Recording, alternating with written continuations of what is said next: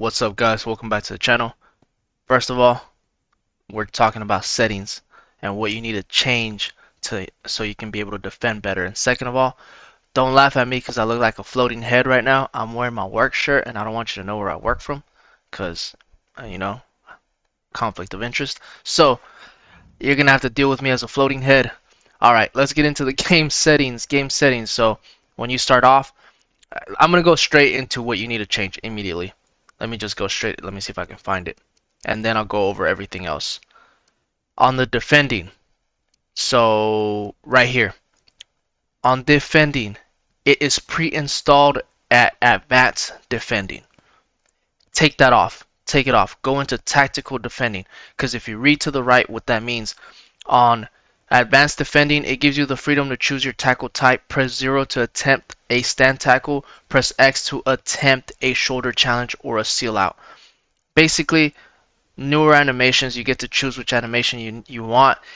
In the long run, it probably is better to learn that, so you can kind of differentiate which way you want to dive into a tackle with whenever you're defending against your opponent.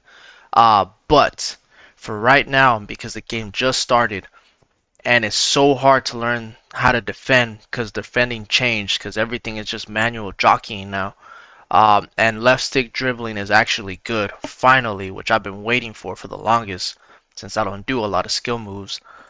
Tactical defending is the best way to go, and read what it says. Tactical defending allows you to time your tackles and maintain your position. It will contextually choose, depending on a player's position, between a stand tackle and a more physical tackle when the circle button is pressed. So basically, when you're going shoulder to shoulder against your opponent and you're trying to steal the ball, you can actually do shoulder to shoulder with the tactical defending. And if your player has if your player has a higher strength and aggression, he'll push him out of the way, or he'll do like a shoulder to shoulder tackle, push him off the field. Not off the field, but off the ball. Off the field, damn, imagine if they were that strong. Push them off the ball, steal the ball. And if you do circle, let's say they're running at you with the ball, and you press a circle, they will actually lunge towards the ball and do like that lunging defending animation, instead of doing some random animation that it's been doing with the advanced defending. So tactical defending is more so like the defending from last year, but without the assistance of the AI, right? So change that. That's the main thing about this video. Change that. Main topic. Alright, everything else I'm going to go through very quickly with you guys. That is just what I wanted to show you guys. Preset competitive. That's how it starts off. Anywhere that you play that's online is going to be competitive. Excuse me. Shot assistance. I put assisted. So, excuse me. I'm over here choking. Give me 1 second. Okay, I apologize. I don't know what just happened to my throat. That's what she said. Alright, shot assistance. Assisted, so it just helps you out in shooting. Time finishing, if you are good at green timing, then leave this on. If not, you can turn off if you don't use green time finishing. I really don't, but it does help if you master it, so you can put it on. On passing, through pass assistance, semi, so it helps you a little bit whenever you are passing, but not all the way. So it kind of, anytime that it says semi on there, it just, the thing that changes is how long you press the button for, how much power it gives, if that makes sense. So if it's shorter power, it will just go a shorter distance. Longer power, longer distance. Lob through ball, semi.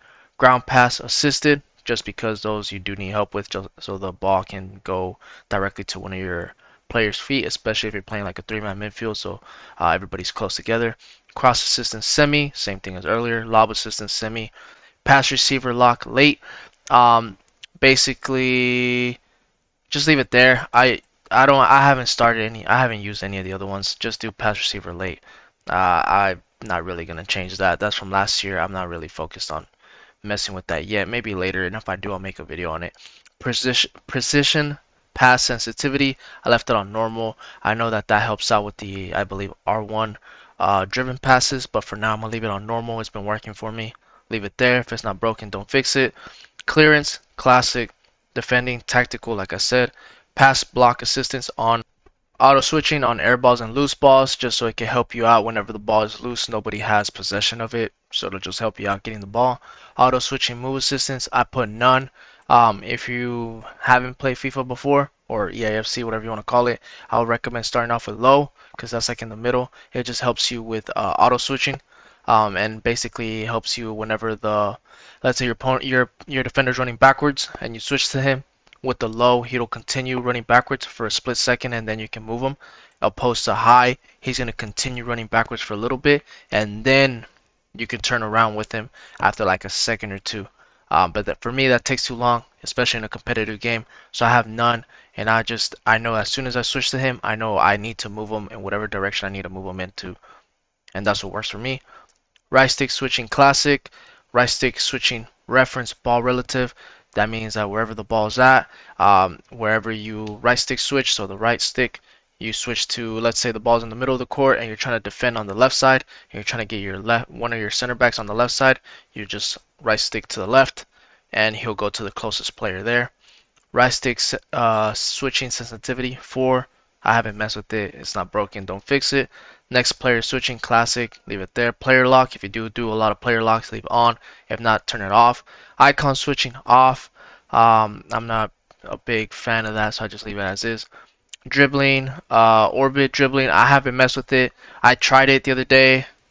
I didn't know what the heck that was. I need to practice more with it. I'm gonna leave it on, but I'll mess with it later. If you don't like it, then put it off.